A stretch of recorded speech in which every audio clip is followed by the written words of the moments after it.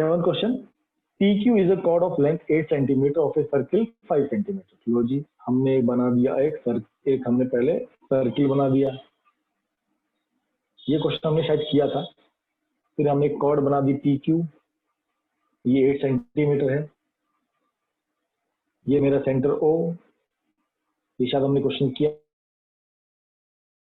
था। देखो मैंने कहा था ना, अगर डायग्राम नहीं आएगा तो क्या आएगा, डायग्राम आएगा तो 4 मार्क्स में आएगा।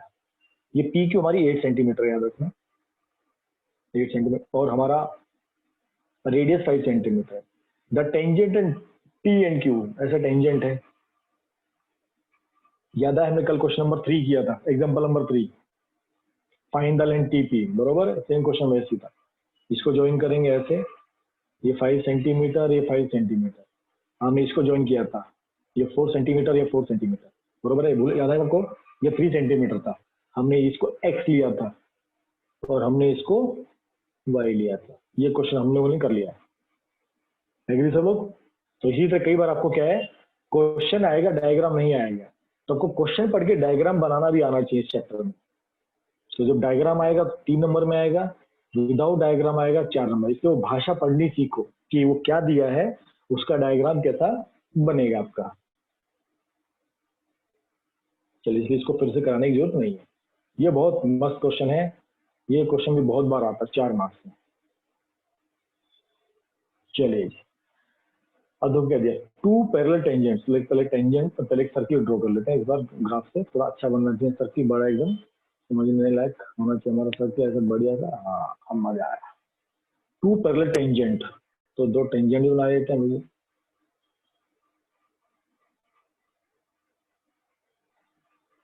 बराबर, ऐसे डायग्राम बनाने में मजा आता है।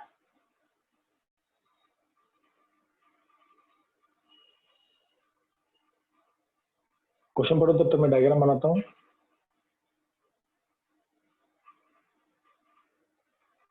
ये क्वेश्चन एनसीईआरटी का ही है, और ये क्वेश्चन 4 नंबर में पूछा जाता है, याद रखना, बहुत इंपॉर्टेंट क्वेश्चन है।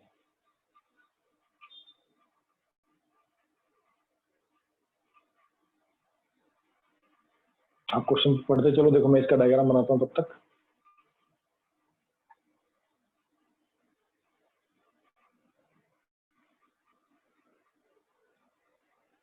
चलो, इसका डायग्राम बन गया।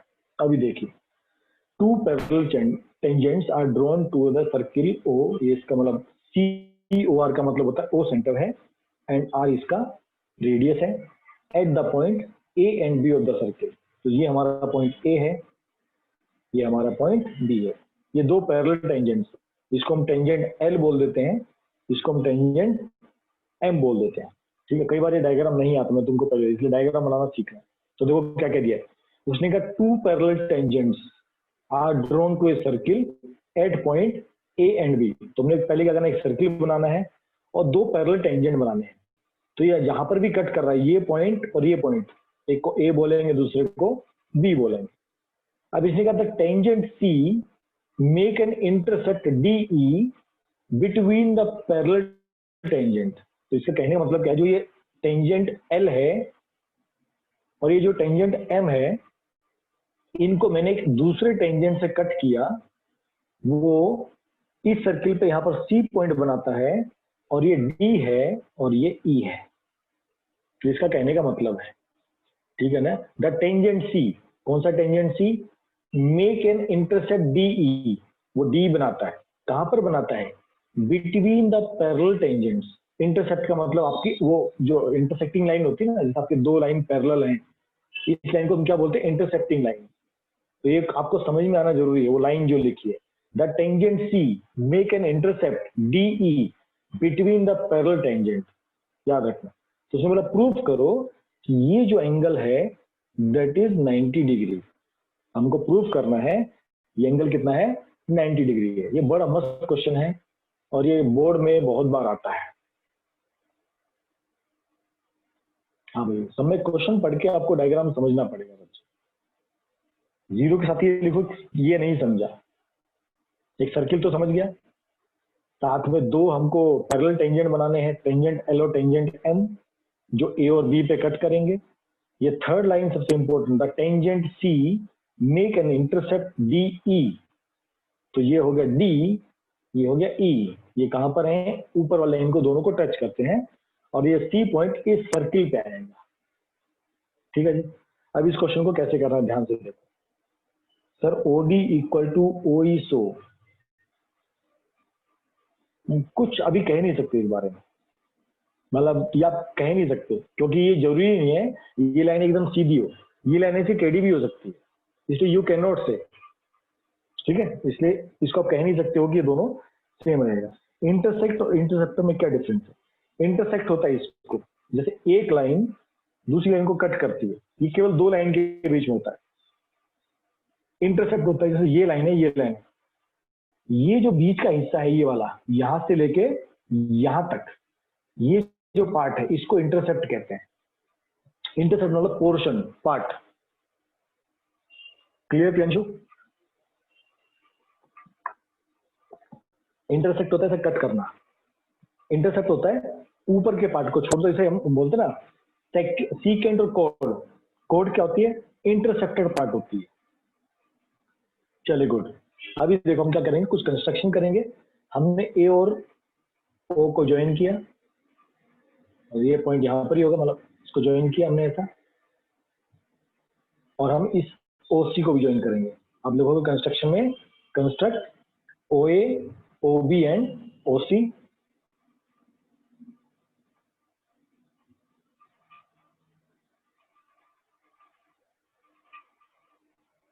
ठीक है, अभी देखो ध्यान से, ये क्वेश्चन में आप लोगों को केवल विदाउट सॉल्व के भी समझा सकता हूँ। कैसे? देखो ये तो 90 होगा, ये भी 90 होगा, टेंजेंट है 90 डिग्री होगा, सब लोग एग्री करेंगे। ठीक, अब मैं इनको नंबरिंग दे देता हूँ। ये एंगल 1, ये एंगल 2, ये एंगल 3 और ये एंगल 4। ओके जी। और क्या करना है अभी आपको?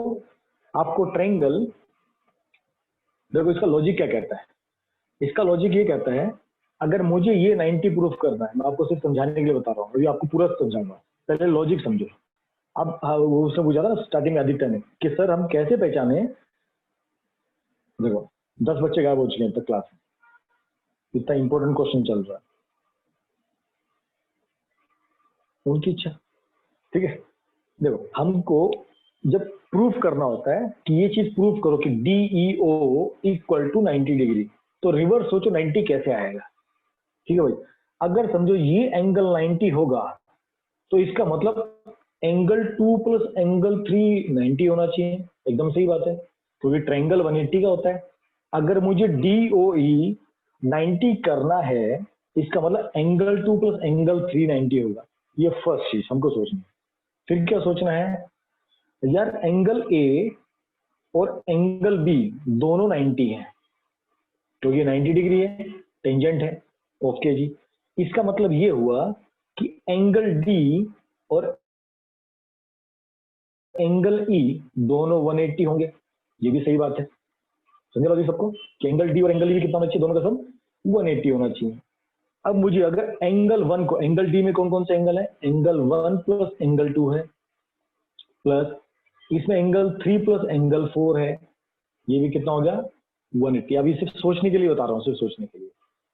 अभी अपने को क्या चाहिए था, एंगल 2 प्लस एंगल 3 90 चाहिए था।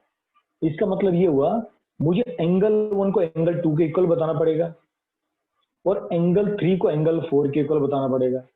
तो बता दूंगा तो क्या मिलेगा मेरे को भाई, angle 2 plus angle 2 plus angle 3 plus angle 3 equal to 180। तो twice of angle 2 plus angle 3 equal to 180। तो क्या मिल गया, angle 2 plus angle 3 equal to 90। तो मेरा काम हो जाएगा। अगर मैंने एंगल 2 प्लस एंगल 3 को 90 बता दिया तो डी ओ ई तो 90 अपने आप ही हो जाएगा। तो सबसे इंपॉर्टेंट पार्ट कौन सा है, ये वाला, कि अगर मैंने एंगल 1 को एंगल 2 के इक्वल बता दूं और एंगल 3 को एंगल 4 के इक्वल बता दूं तो मेरा काम हो जाता है। अब भाई इसको इक्वल कैसे बताएंगे, एंगल इक्वल बताने के लिए क्या करना चाहिए बताओ फटाफट, एंगल इक्वल बनाने के लिए क्या करना चाहिए बताओ जल्दी सोच के।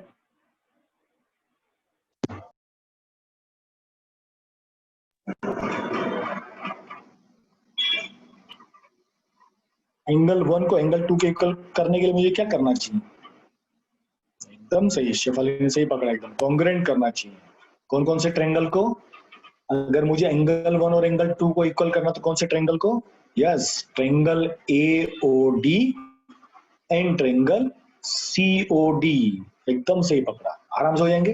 कैसे हो जाएंगे देखो भाई, AO equal to OC, radius हर कोई मानता है, agree? Yes. DA equal to DC, yes. External point from the tangent, अगर डी एक्सटर्नल पॉइंट है तो एडी और डीसी भी सेम होंगे, यस। और डी दोनों में कॉमन है, और डी, तो बाय एस एस एस ये दोनों ट्रायंगल कैसे हो गए? कॉन्ग्रुएंस हो गए। कॉन्ग्रुएंस हो गए तो एंगल 1 इक्वल टू एंगल 2। ये सेम अप्लाई करेंगे यहाँ पर भी, angle triangle COE and triangle BOE, तो यहां से भी हमको क्या मिल जाएगा? Angle 3 equal to angle 4। सबको समझ में आया लॉजिक? हम क्या कोशिश कर रहे हैं समझने की? इसको कहते हैं प्रूफ करना, कि हम प्रूफ कैसे करते हैं। तो रिवर्स में सोचना स्टार्ट करो कि भाई ये आएगा कैसे, उसको लाने के लिए क्या क्या चाहिए होगा, और उसको लाने के लिए क्या क्या चाहिए, तो क्या मुझे कॉन्ग्रुएंसी प्रूफ करना है, क्या मुझे सिमिलरिटी प्रूफ करना है, वो आपको तुरंत समझ में आ जाएगा। तो मेरा सबसे इंपॉर्टेंट पॉइंट यही था, तो मैंने एंगल 1 और एंगल 2 को इक्वल करना है। इक्वल करते ही तुरंत दिमाग क्या बोलेगा? या ट्रायंगल को कॉन्ग्रुएंट कर दूं, जो आप लोगों ने पकड़ लिया तुरंत। आप लोग ये क्वेश्चन कर पाओगे अपनी भाषा में? क्या इसको एक्सप्लेन करने की जरूरत है? ये 4 नंबर में क्वेश्चन आता है, बहुत इंपॉर्टेंट क्वेश्चन है, इसको एकदम 2-3 स्टार दे के रखना, ये बहुत इंपॉर्टेंट क्वेश्चन है। ये विद डायग्राम भी आता है, विदाउट डायग्राम भी आता है। क्या इसको समझाने की जरूरत है, या आप लोग इसको खुद करोगे? वंस मोर, दिल मांगे मोर है। चलो फिर से, एंगल डी ओ ई 90 डिग्री चाहिए। एंगल डी ओ इनको क्या चाहिए? 90 डिग्री। ओके जी, तो मुझे क्या चाहिए? एंगल 2 प्लस एंगल 3 90 डिग्री मुझे मिल जाएगा, तो मुझे क्या मिल जाएगा? DOE 90 degree.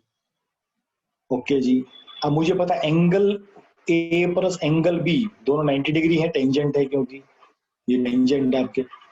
इसका मतलब क्या मिल गया? Angle D plus angle E equal to 180 degree, क्योंकि क्वाड्रिलेटरल का टोटल सम कितना होता है? 360। 90 90 तो पहले अलग अलग हो गया, क्या बच गया? 180 बच गया। और एंगल डी क्या है? Angle 1 plus angle 2।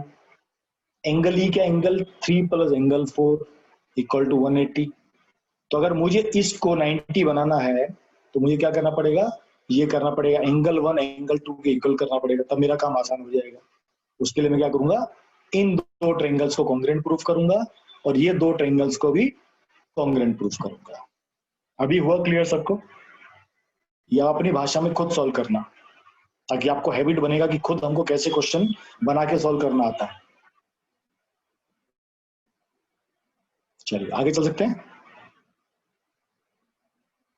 Yes yes, आप एग्जाम में एंगल 1 2 3 कर सकते हो, कोई इश्यू नहीं होता है। आप पहले अगर लिख दोगे ना, we assume that angle 1 equal to angle A D O and angle C D O, तो कोई आपको कुछ नहीं कहेगा। आपको मेंशन करना जरूरी, कि आप जो एज्यूम करते हो आपको लिखना जरूरी होता है बस। चलिए, अब ये सारे थ्योरम्स हैं जो हमने कुछ कर लिए हैं, और अभी कुछ करनी बाकी है।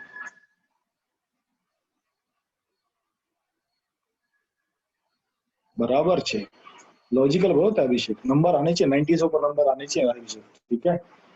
चलिए question number 9, prove that angle between two tangents drawn from external point. एक सर्किल है, एक्सटर्नल पॉइंट है, दो टेंजेंट हमको ड्रॉ करने हैं, और बताना है कि एंगल सप्लीमेंट्री है क्या। बराबर, ये तो एक बच्चे वाला क्वेश्चन है। उसने कहा एक सर्किल, दो टेंजेंट, इसको ले लो P, इसको ले लो A, इसको ले लो B। देखो भाषा कई बार आपको कंफ्यूज करेगी, जो आपको लैंग्वेज लिखी ना क्वेश्चन में, कोई आपको कंफ्यूज कर सकती है। अब डायग्राम बनती क्वेश्चन समझिएगा। प्रूव दैट एंगल बिटवीन, कौन कौन सा angle between two tangent drawn from external point, मतलब ये वाला एंगल। इसी बात होती है, एंगल बिटवीन टू टेंजेंट्स, तो कौन से टेंजेंट? P और PB, मतलब ये एंगल X ले लो। To a circle is supplementary, किसके? Angle subtended by the line segment joining the point of contact at the centre. तो ये पॉइंट ऑफ कॉन्टेक्ट हो गया ए और बी, ये सेंटर को यहां ज्वाइन करते हैं, तो ये जो एंगल बनेगा, देखो भाषा अलग है, तो आपको ये भाषा पकड़ में आनी बहुत जरूरी है। Angle subtended by the line segment. तो एंगल सबटेंडेड कौन से? Joining the point of contact at the centre. ये सेंटर हो गया, ये लाइन हो गई, ये टेंजेंट को जो कॉन्टेक्ट करेगी। जब भी पॉइंट ऑफ कॉन्टेक्ट की बात आए तो याद रखना वो इस पॉइंट की बात कर रहा है, ए और बी की। तो ये जब इस बी पॉइंट को सेंटर ओ से मिलाएंगे तो ये लाइन और ये लाइन, इसके बीच में जो एंगल मान लो वाई, तुमको क्या प्रूफ करना है? Angle X plus angle Y क्या होने चाहिए? सप्लीमेंट्री होने चाहिए, मतलब 180 डिग्री। तो अगर आपका डायग्राम बन गया तो आंसर वैसे ही बन जाएगा, क्योंकि ये कितना होता है 90, ये कितना होता है 90, बचे दो एंगल का सम कितना बच गया 180। कोई डाउट, कोई शक?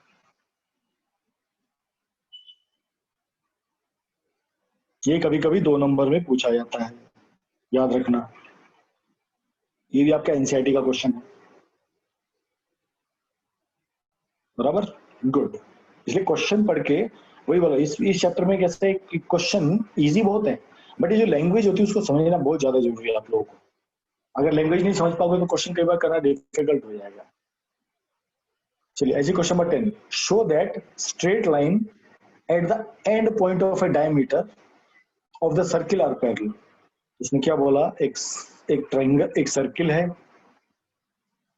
इसने क्या बोला and point of the diameter. Question की भाषा समझ सकते, and point of the diameter, तो इसका एक डायमीटर होगा ऐसे, ये डायमीटर ए है, ये डायमीटर बी है, मतलब दो एंड पॉइंट हो गए। तो इसने क्या बोला, show that straight line at the end point of the diameter of a circle are parallel. ये जो ए पॉइंट पे एक स्ट्रेट लाइन हमने ऐसा बनाया, स्ट्रेट लाइन ऐसी बनेगी, दूसरी स्ट्रेट लाइन ऐसी बनेगी। इसने कहा प्रूफ करो ये दोनों लाइन पैरेलल है, ये लाइन एल हो गई, ये लाइन एम हो गई। इसने कहा दोनों क्या प्रूफ कर दो, प्रूफ कर दो दोनों कैसे पैरेलल है। तो कोई लाइन पैरेलल प्रूफ करना हो तो क्या करना होता है? अल्टरनेट एंगल इक्वल होने चाहिए, पढ़ा था हम लोगों ने, हमने क्या पढ़ा था? Alternate angle should be equal, याद आया सबको? Yes, alternate interior angle should be equal. अभी देखो, अगर ये टेंजेंट है तो ये एंगल कितने हो गए 90, ये भी कितना हो गया 90, ये टेंजेंट है, ये भी 90, ये भी 90। अब ये 90 और ये भी 90, बन गया अल्टरनेट इंटीरियर एंगल। अगर अल्टरनेट एंगल हो गए, इसका मतलब line L is parallel to line M. कोई डाउट, कोई शक किसी को?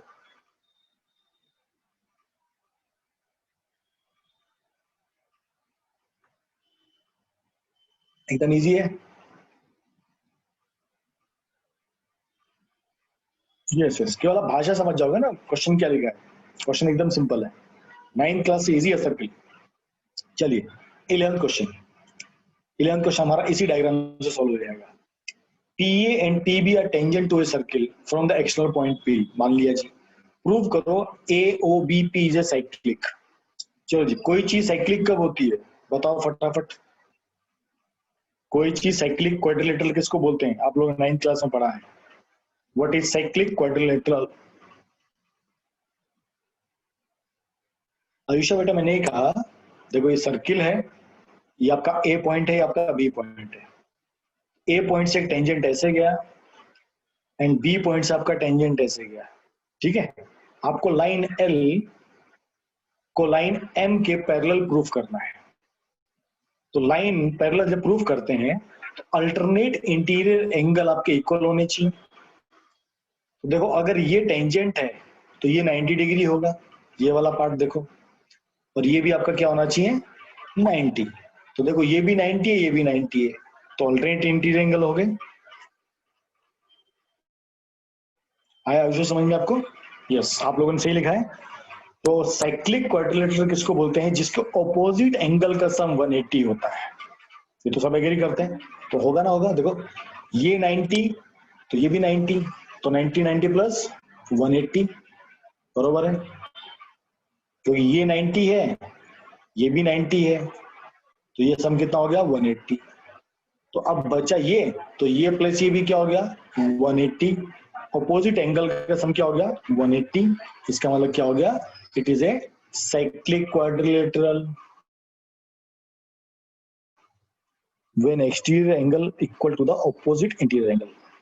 एक्सटीरियर बच्चा ऑल्टरनेट इंटीरियर एंगल, जैसे ये एक लाइन है, जैसे हमने पढ़ा था देखो, ये एक लाइन और एक ही लाइन और ये इंटरसेप्ट है, अगर ये अल्टरनेट, ये अंदर का जो एंगल होता है अगर इसके इक्वल हो, इसको बोलते हैं अल्टरनेट इंटीरियर एंगल। तो यहाँ देखो अगर ये लाइन ऐसी है, ये लाइन ऐसी है, इसमें सीधा इसको कट कर, तो मतलब ये एंगल और ये एंगल की बात हो रही है, अल्टरनेट इंटीरियर एंगल की बात।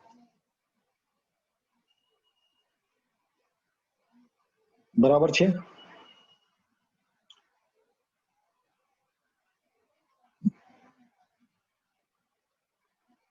ओके जी, सर कॉर्नर इज 80 से भी कर सकते हैं, हाँ बिल्कुल, कई मेथड है बच्चे, जो एकदम सिंपल लगे मैं एक्चुअली वही बता रहा हूँ ताकि आपको इजी रहे समझने के लिए। बराबर, चलिए अभी 12th क्वेश्चन देखो, 12th क्वेश्चन हमने कल किया था क्या, बताओ मेरे को, क्या हमने कल 12th क्वेश्चन किया था? आप केवल भाषा पढ़ के मेरे को बताओ हमने किया था या नहीं किया।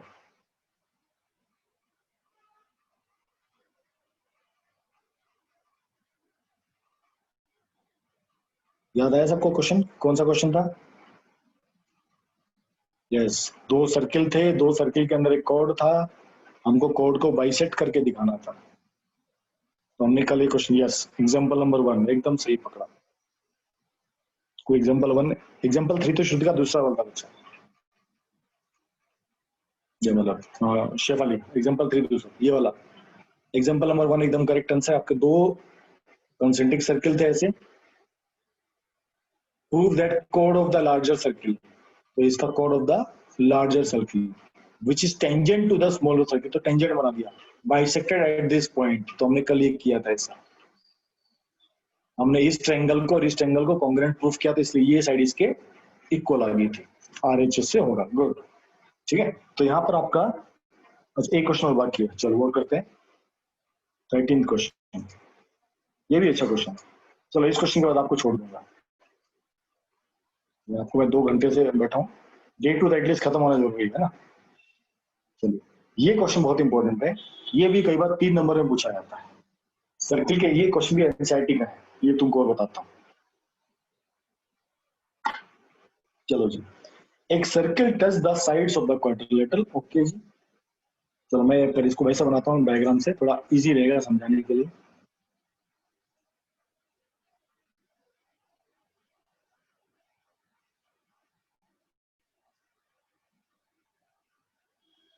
बराबर, थोड़ा बड़ा रहेगा तो दिखने में मजा आता है। चलो, हम इसके ऊपर एक ड्रॉ करेंगे, ये बाउ मोशा है,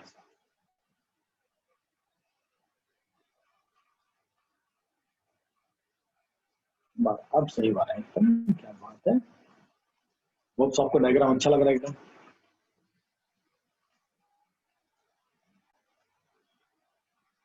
चलो जी ज्वाइन करेंगे इसको।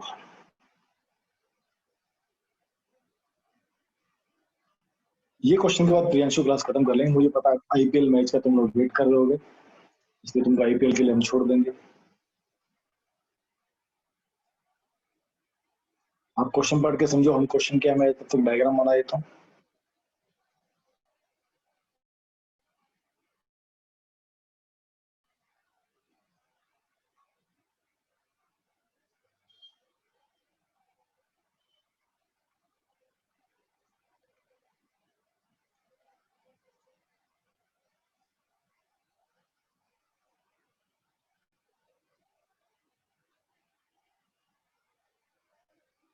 मुझे मालूम है तुमको आईपीएल का है, इसलिए मैं तुमको बोला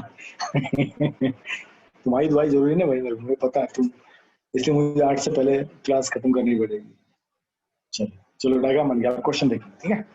ए circle touch the sides of a quadrilateral A B C D, तो हमने डायग्राम बना लिया, तो हम डायरेक्ट फटाफट लिखेंगे ए बी सी डी, सी यहाँ पर नहीं आएगा, यहाँ पर सी आ गया, यहाँ पर डी आ गया, at P Q R S, ये पॉइंट पी, ये पॉइंट क्यू, ये पॉइंट आर और ये पॉइंट एस। और क्या कहता है, show that angle subtended at the centre by the pairs of opposite sides are supplementary. ये हमारा बीच का सेंटर पॉइंट है, इसको ओ बोल सकते हैं। ठीक है, वो कहना क्या चाहता है, बताओ कौन सा एंगल की बात कर रहा हूं। शो दैट, आप लोग show that angle subtended at the centre, ये तो बड़ी बात है, एंगल कौन सा, सेंटर पे होना चाहिए, किसका, पेयर ऑफ ऑपोजिट साइड्स। बताइए क्या क्या लेंगे, कौन से एंगल हम 180 डिग्री बताने वाले हैं।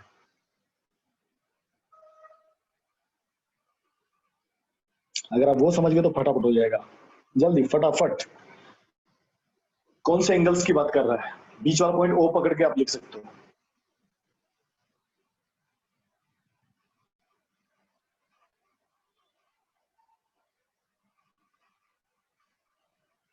जल्दी फटाफट, कमांडोज, इतना टाइम लगता है। AOD, AOD प्लस BOC बराबर, एकदम करेक्ट। आप इसमें AOB और DOC भी ले सकते हो, आप AOD और BOC भी ले सकते हो, everything is correct. Opposite side मतलब AB एंगल, ये कहने का चाहते हैं जो AB लाइन है इसके ऊपर जो एंगल बनाएगी वो, और ये इसके ऊपर जो एंगल बनाएगी वो, या ये इसके ऊपर जो एंगल बनाएगा ये, या ये किन्हीं भी दो ऑपोजिट साइड का एंगल की जो प्लस करेंगे दैट शुड बी सप्लीमेंट्री। अब मैं इसको क्या करता हूँ, नंबरिंग देता हूँ, एंगल 1 2 3 4 5 6 7 और 8। हमको क्या बताना है, सप्लीमेंट्री। अंदर का टोटल सम कितना होता है, 360। 360 का आधा कितना होता है, 180। इसका मतलब अंदर के सारे एंगल इक्वल करने हैं मेरे को, है ना, वही लॉजिक काम करेंगे फिर से, है ना। अंदर का टोटल सम कितना होता है, 360। 360 का आधा कितना होता है, 180। इसका मतलब मुझे आपस में एंगल्स को इक्वल करना पड़ेगा। ठीक है जी, अब कौन कौन से एंगल इक्वल होंगे, तो मुझे एंगल 1 को, एंगल इस ट्रायंगल को इस ट्रायंगल के कॉन्ग्रुएंट प्रूफ करना है। ठीक है, तो ये याद रखना, कुछ लोग गलती क्या करेंगे, AOP और BOP को कॉन्ग्रुएंट प्रूफ करने की कोशिश करेंगे, ऐसा मत करना। देखो, in triangle AOS and triangle AOP, ठीक है, हमने दो ट्रायंगल ले लिए। अब इसमें देखो, AS equal to AP, external point tangent, yes, और OS equal to OP, radius, ये भी बराबर है, and OA equal to OA, common है। तो by SSS, by triple S congruency, तो triangle AOS is congruent to triangle AOP. That's why by CPCT आपका angle 1 equal to angle 8। सबको clear है। उसी तरह आप जब एक को करोगे, अब अभी आप इस ट्रायंगल को इसके कॉन्ग्रुएंट प्रूफ करोगे तो आपको क्या मिलेगा, एंगल 2 इक्वल टू एंगल 3। जब इसको और इसको प्रूफ करोगे तो आपको क्या मिलेगा, एंगल 4 इक्वल टू एंगल 5, और इसको इसको प्रूफ करोगे आपको क्या मिलेगा, एंगल 6 इक्वल टू एंगल 7। यहां पर आप लिख सकते हो using the same concept, triangle this and this is congruent, triangle this and this is congruent, and triangle this and this is congruent, and these angle will be equal। फिर क्या करना है, सब एंगल को प्लस कर दो, angle 1 plus angle 2, angle 3 plus angle 4, angle 5 plus angle 6, angle 7 plus angle 8। Total sum कितना होता है, 360। अब मुझे बस ध्यान रखना भाई, मुझे किस किस को 180 प्रूफ करना है। ठीक है जी, अब मैं ले लेता हूं भाई, मुझे इसको और इसको 180 प्रूफ करना है। मतलब कौन कौन सा एंगल चाहिए, 1 रखना है, 2 रखना है, 5 रखना है और 6 रखना है। ठीक है जी, तो एंगल 1 और एंगल 2 तो वैसे ही रहेंगे, मुझे चाहिए। ठीक है, अब एंगल 3 किसके इक्वल था, 2। यहाँ पर देखो आपको दिया एंगल 3 किसके इक्वल है, 2 के। तो 3 किस में चेंज हो गया, एंगल 2 में। 4 नहीं चाहिए, 5 चाहिए, तो 4 किसके इक्वल है, 5 के इक्वल है। तो ये एंगल 5 प्लस एंगल 5। 6 भी चाहिए, 6 को वैसे रख लो। अभी 7 किसके इक्वल है, 6 के इक्वल है। यहां देखो, तो 7 की जगह क्या आ गया, 6 आ गया, और 8 किसके इक्वल है, 1 के इक्वल है, तो आ गया 1 इक्वल टू 360। 2 कॉमन ले लो, तो angle 1 plus angle 2 and angle 5 plus angle 6 equal to 360। ये कटेगा इसको, तो क्या हो गया 180। अब एंगल 1 प्लस एंगल 2 क्या है, angle AOD plus angle COD equal to 180। Sir but एक थ्योरम है ना, angle subtended by the tangent from the external point at the centre are equal. हाँ बोलो, हाँ एक, इसलिए हमने एक को प्रूफ किया ना बच्चा।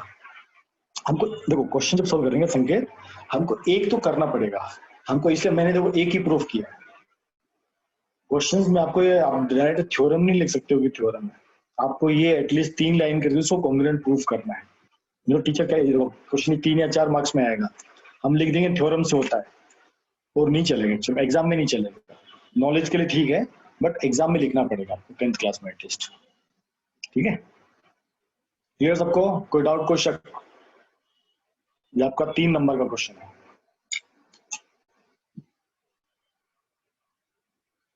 ओके सिपाहियों,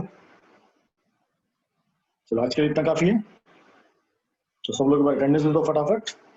ये 3 मार्क्स के लिए आता है आराम से, बस सब लोग अटेंडेंस दे दो फटाफट। और इस संडे आप लोगों का स्टेट का टेस्ट होगा, ठीक है, स्टेट का टेस्ट ले लेंगे हम लोग, और अगले हफ्ते सर्किल खत्म हो जाएगा। तब तक आप लोगों का हाफ ईयरली का टाइम भी आ जाएगा, तब देखेंगे कौन सा चैप्टर लेके चलना है, रिवीजन कराना है, अकॉर्डिंगली देखेंगे। क्योंकि आई थिंक अब दोनों स्कूल्स के एग्जाम है, यूपीएस डिग्री का भी हाफ ईयरली है और शायद खड़की का भी हाफ ईयरली है, तो उस टाइम थोड़ा टेस्ट सीरीज वगैरह रखेंगे पिछले चैप्टर्स का। पिछले चैप्टर की रिवीजन, मैक्सिमम हर चैप्टर की रिवीजन अपन ने करवाई दी है। टेस्ट देखता हूँ सिद्धू बेटा, मैं देखता हूँ कि सब्जेक्टिव रखेंगे या ऑब्जेक्टिव रखेंगे, कोशिश करूंगा सब्जेक्टिव, क्योंकि इसमें सब्जेक्टिव ही करके फायदा है, ऑब्जेक्टिव रख के फायदा वैसे भी नहीं है। रुद्राक्ष का ट्रायंगल आ रहा है, ओके हाफ ईयरली कब है तुम्हारा रुद्राक्ष, डेट आई कुछ?